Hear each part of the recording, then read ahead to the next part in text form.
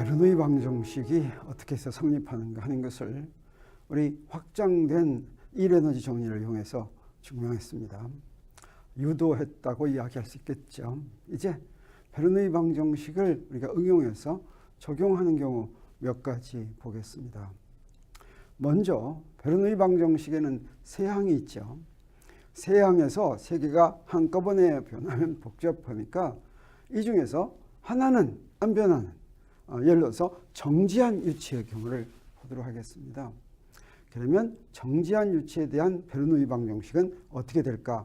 베르누이 방정식은 이제 이렇게 생겼는데 이 중에서 가운데 항 V를 0이라고 놓는 것입니다. 이게 이제 정지한 유체죠. 그런데 이 정지한 유체에 대해서는 우리가 전에 따로 했었습니다. 그래서 그때 이 정지한 유체에서 어땠습니까? 저기서 보니까 이 베르누이 방정식의 V를 0을 딱 집어넣고 보니까 P 더하기 로지 Y는 일정 이렇게 나왔는데 우리가 앞에서 정지한 유체에 적용되는 식이 뭐라고 그랬습니까? 그게 바로 파스칼 원리였는데 파스칼 원리는 어떻게 생겼습니까? 조금 다르게 생겼죠. 이게 뭐였습니까? 표면에서부터 깊이가 h인 곳에서의 압력은 표면에서의 압력 더하기 로지 h다 라고 하는 게 파스칼의 원리였죠. 그러면 베르누이 방정식에서 V는 0이라고 놓은 이 결과와 두 번째 파스칼 원리가 같은 식일까 또는 일식에서 이 식을 유도할 수 있을까 이런 생각이 듭니다. 네, 당연히 유도할 수 있어야지 되겠습니다. 그래서 그걸 한번 보도록 하겠습니다. 어떻게 하냐면 이제 이렇게 하면 되겠어요. 자, 여기에 있는데 우리가 이거 파스칼 원리를 유도할 때 사용한 거죠. 그러면 여기에 베르누이 원리를 베르누이 방정식을 적용하려면 어떻게 해야 되냐면 두 군데를 비교하죠. 그래서 두 군데 비교하겠습니다. 자, 높이가 움직이지는 않으니까 움직이지 않는 곳에서 높이가 우리 기준점을 하나 정했어요. 네, 밑에다 뭐 위에다 정해도 좋고 아래에다 정해도 좋지만 뭐 여기 밑에다 이렇게 정했습니다. 그리고 y 좌표가 y1인 곳과 y2인 곳 이 두 곳을 정했습니다.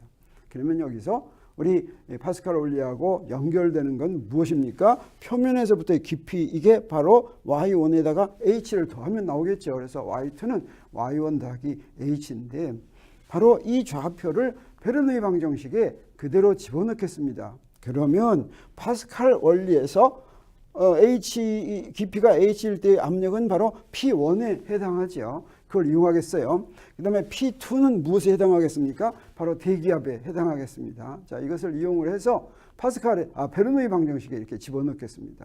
베르누이 방정식은 이렇게 생긴 것이죠. P 더하기 로지 Y가 일정이니까 이거는 첫 번째 위치에서 이건 두 번째 위치에서 그래서 아까 저기다 한 거를 그대로 대입하겠습니다. 어떻게 대입합니까? P1은 뭐였습니까? PH였죠. 그 다음에 로지 Y1은 그냥 로지 Y1 이렇게 넣으면 되겠습니다. 그리고 P2는 뭡니까? P2는 P0였고 로지 Y2는 뭐였습니까? 네, 저기서 Y1 더하기 H였죠. 이렇게 대입을 했습니다.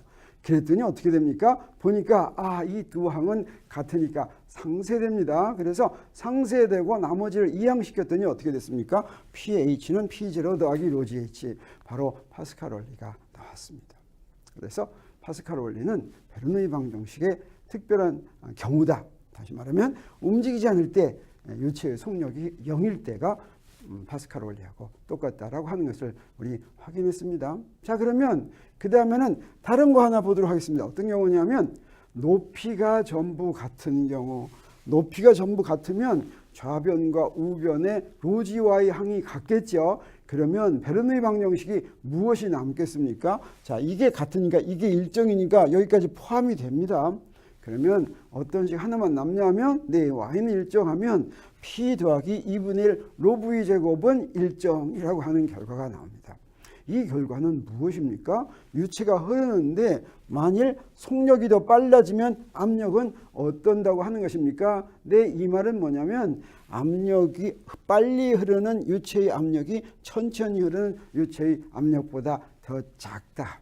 네, 그래서 우리가 이렇게 빨리 흐를 때 유체 압력이 사실은 더 작은데 그것이 무슨 의미인가? 흐르는 유체 내부에서의 압력이란 무엇을 말하는가 하는 것을 우리가 지난번에 잘 봤었죠. 그래서 자, 그러면 어디에도 응용할 수가 있냐면 이렇게 유선형인 물체가 있는데 그 유선형인 물체로 유체가 이렇게 지나간다면 우리 이런 가정에서 여기서 시작한 유체가 다 여기서 다시 만난다면 어떻게 되겠습니까? 아래쪽보다도 위쪽이 간 거리가 더 뭐니까 여기가 더 빨라지겠습니다. 더 빨라지니까 어떻게 됐어요? 아래쪽보다 위쪽이 더 압력이 작게 돼서 그러면 어떻게 돼요? 여기에 압력이다. 요 면의 넓이를 이제 곱하는 것이 무엇이냐면 요 물체를 누르는 힘이죠. 아래서도 마찬가지입니다. 요 물체를 누르는 힘인데 네, 넓이는 비슷한데 어떻습니까? 압력이 아래쪽이 더 크면 아래쪽이 위를 누르는 힘이 더 커져서 이렇게 유선형 물체로 되어 있을 때는 유체가 빨리 지나가면 또는 유체는 가만히 있는데 유선형 물체가 싹 지나갈 때도 마찬가지 결과가 되겠죠. 그러면 위쪽 유체가 아래로 누르는 힘보다 아래쪽 유체가 위로 누르는 힘이 더 큰 이걸 뭐라고 그러냐면 위로 올리는 힘이다. 그래서 양력이라고 합니다. 양력이 작용한다. 그래서 뭔가 빨리 움직일 때 유선형으로 돼 있으면 그러면 약간 뜨는 역할을 한다. 또 특히 비행기 같은 데서 비행기의 날개를 유선형으로 만들 것 같으면 비행기를 뜨게 하는데 도움이 된다라고 하는 것입니다. 비행기가 뜰 때 이 양력만 가지고 요 힘만 가지고 베르노이 정리에 의한 요 힘만 가지고 뜨는 거는 비행기가 굉장히 무거워서 어렵고 거기에 다른 부분도 있어야 되지만 자 이렇게 빠르면 위쪽으로 향하는 힘이 작용한다라고 하는 것을 알 수가 있습니다. 이런 것은 여러 가지 현상에 우리가 응용합니다. 한 가지 예로 이런 게 있습니다. 이게 뭐냐면 요새는 이런 거 보이지 않지만 1960년대, 1970년대 내가 어릴 때는 저런 게 많았습니다. F킬러. 요새는 F킬러가 뭡니까? 모기약이죠. 요새는 이렇게 샥 하면 스프레이로 나오지만 옛날에는 그런 스프레이도 있었지만 어떤 게 더 유행했냐면 이렇게 소주병처럼 생긴데 F킬러 약, 모기약이 들어있습니다. 그래서 그 소주병 뚜껑은 쇠로 이렇게 돼 있는데 거기다 구멍을 뻥 뚫어가지고 저런 빨대 같은 걸 꽂아서 그걸 불었습니다. 그래서 여기서 이렇게 불면 어떻게 했냐? 지금 여기에 액체가 이렇게 있는데 여기서 불면 여기에 공기의 압력이 낮아져서 여기에 있는 액체를 이렇게 대기압으로 누르는 압력보다 여기를 누르는 압력이 낮아져가지고 물이 이렇게 위로 올라옵니다. 그래서 이렇게 뿜어져 나갔어요. 우리 분무기 있죠? 이렇게 하는 분무기도 그런 원리를 이용한 것입니다. 그래서 이게 바로 베르노이 원리를 적용하는 예가 된다고 할 수가 있겠습니다. 그러면 이런 경우를 실제로 숫자로 한번 계산한 예가 뭐 있는지 우리 문제를 한번 풀어보도록 하겠습니다. 네, 물통이 있다고 하겠어요. 단면의 넓이가 S1인 원통으로 된 큰 물탱크에 담긴 물의 표면에서 깊이가 H인 곳에 그냥 구멍이 뚫렸어요. 그 구멍의 단면적이 S2인데 그놈은 S1에 비해서 S2가 좀 작다고 할 때 그 구멍을 통해서 나오는 물의 속력을 구하라라고 하는 것입니다. 자, 이렇게 생겼습니다. 여기 물통이 있는데 저 윗면의 넓이는 S1이에요. 또 저 아래 조그만 구멍의 넓이는 S2라고 할 때 이때 여기서 주어진 게 뭐냐면 네, 여기서 V2를 구하라라고 하는 것인데 여기서 문제에서 주어진 것은 무엇이 주어졌냐면 S1과 S2 그 다음에 높이 HO 두 개만 주어졌습니다. 단 S1이 S2보다 좀 크다.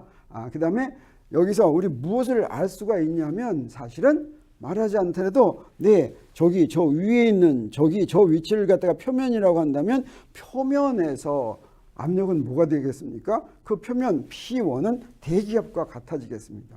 그 다음에 여기 구멍이 뚫려 있는 것도 어떻습니까? 대기하고 같이 접촉되어 있죠. 그러니까 여기서도 P2도 역시 대기압과 같겠습니다. 그런 것들이 주어졌을 때 그 다음에 두 높이 사이 Y1과 Y2 사이의 높이가 어떤 관계에 있어요? Y1이 Y2보다 H만큼 더 높을 때 이걸 이용을 해가지고 우리 여기서 아래 구멍에서 나오는 속력을 구해야 되겠습니다. 그래서 구할 것은 이제 이 V2가 될 텐데 이건 무엇을 이용해서 구합니까? 자, 무엇을 이용해서 구하냐면 먼저 연속방정식은 항상 성립하죠. 연속방정식이란 무엇입니까? 네, 이겁니다. 이거 무슨 얘기예요? 자, 위에서 물의 표면에 있는 물이 밑으로 내려오는 속력이 V1입니다. 그리고 저 구멍의 단면은 S2지요. 물이 흘러나오는 속력이 V2입니다. 그래서 이 연속 방정식이 성립해야 되겠습니다. 그 다음에 그러니까 이거 가지고 우리 뭘 알 수가 있습니까? V1은 S1분의 S2 V2다. 그래서 V1이 S1이 더 크니까 V2에 비해서 V1은 굉장히 작다라고 하는 것을 우리 알 수가 있겠습니다. 그 다음에 이제 베르누이 방정식을 적용할 수가 있어야 되겠습니다. 베르누이 방정식은 어떻습니까? 세 항인데 우리 P1, P2 했을 때 P1, P2가 다 똑같이 P0라고 그랬죠. 네, 그대로 집어넣습니다. 그리고 2분의 1 로 V1 제곱, 여기는 2분의 1 로 V2 제곱. 그 다음에 여기에 Y1은 Y2 플러스 H라는 걸 미리 집어넣습니다. 이것이 베르누이 방정식이죠. 그래서 이걸 가만히 들여다보니까 우리 뭘 알 수가 있습니까? 좌변과 우변에서 상쇄되는 게 있습니다. 저 P0도 없어지죠. 또 뭐도 없어집니까? 가만히 보고 있으니까 이것도 없어지죠. 로지 Y2. 여기 로지 Y2도 없어집니다. 그래서 이렇게 정리하면 이 없어진 걸 다 없애고 정리하면 자 이렇게 되겠습니다. 요 항만 남겠습니다. 그래서 이 식과 이 식 두 개를 이용해서 V2를 우리 구하면 되겠어요. 그러면 이 식에서부터 우리 어떻게 정리할 수가 있냐면 네, 정리하니까 2를 곱하고 전부 다 로가 있으니까 로는 다 지워버렸습니다. 그랬더니 V1 제곱 더하기 V2 제곱은 2GH라는 식이 나왔네요. 그러니까 결과적으로 이 두 식을 연립으로 풀어서 구할 수가 있게 되겠습니다. 그래서 여기서 연속 방정식에서 이 식을 구했고 그 다음에 베르누이 방정식에서 이 식이 나왔으니까 여기서 또 무엇을 집어넣습니까? 구하는 게 V2 구하는 게 우리의 목표니까 V1을 여기다 집어넣습니다. 그럼 V2가 없어지죠. 그랬더니 어떻게 됐습니까? 여기서부터 이제 V2를 구하면 되죠. 집어넣어서 V2 가면 네, 이런 식이 나옵니다. 자, 그런데 우리 어떤 조건이 있었습니까? S1이 S2에 비해서 훨씬 크다라고 하면 어때요? 요거는 거의 작아서 없어지겠죠? 그래서 우리 뭐만 남았습니까? 요것만 남았습니다.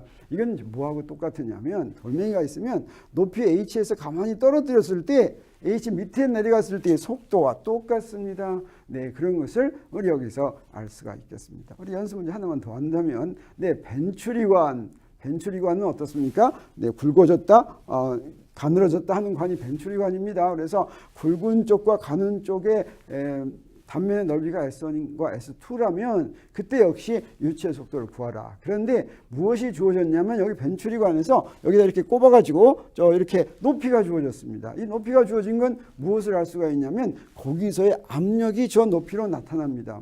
그래서 자 저쪽 굵은 쪽에서가 H1, V1, P1, S1이라고 하고 가는 쪽이 H2, V2, S2, P2, S2라고 한다면 그러면 문제에서 무엇을 줬냐면 네, S1, S2, H1, H2를 줬습니다. 이거로부터 우리가 무엇을 구해야지 되냐면 자 V2를 구하라. 가는 쪽에서 속력을 구하라라고 하는 것입니다. 그러면 여기서 무엇을 이용하겠습니까?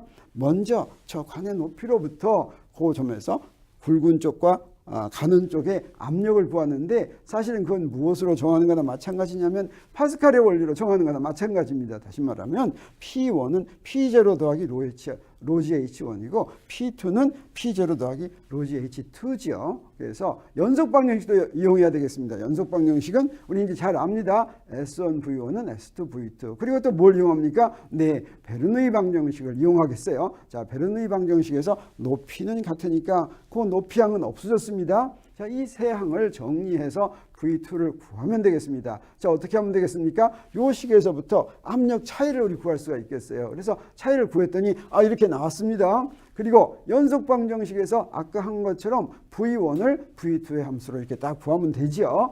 그리고 이제 마지막으로 베르누이 방정식입니다. 베르누이 방정식을 가지고 우리 자 베르누이 방정식을 이항을 해서 P1-P2로 나온 것을 여기 파스칼 원리에서 구한 걸 집어넣습니다. 그리고 나중항을 집어넣어서 정리를 했더니 어떻게 됩니까? 연속 방정식을 가지고 집어넣었더니 우리 간단하게 이런 답이 나왔습니다. 여기서도 마찬가지로 어떻습니까? S1이 S2에 비해서 더 굵다라고 하는 조건을 적용할 것 같으면 어떻게 되냐면 네, 아까와 똑같은 그런 결과가 나오네요. 관의 굵기나 이런 거 없이 그냥 무엇에 의해서만 차이가 납니까? 네, 저 압력 차이만 가지고 속력이 정해진다라고 하는 것을 알았습니다. 이렇게 베르누이 방정식을 우리 유치의 흐름에 적용할 수가 있는데 정리해보면 연속 방정식과 베르누이 방정식이 모두 사실은 어디에 적용이 되는 겁니까? 이상유치의 흐름에 적용합니다. 그런데 이상유체는 우리 주위에서 잘 볼 수가 없습니다. 그렇다고 하더라도 그러면 이상유체란 뭐냐? 이상유체란 흐르면서 밀도가 바뀌지 않고 점성에 의한 에너지 손실이 없는 경우를 말하죠.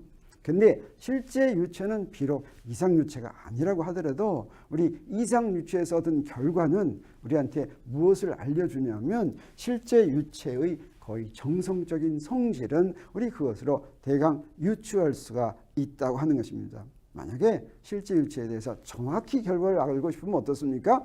이상유체에 적용한 것에다가 실제 유체에서 무엇을 수정해야지 될까 하는 것을 고려해서 구해야 되겠죠. 그건 좀 복잡한 것이니까 우리 이런 물리학원에서는 다루지 않지만 우리 베르노이 방정식, 연속 방정식만 가지고도 상당히 많은 것을 우리가 이해할 수가 있다는 것입니다.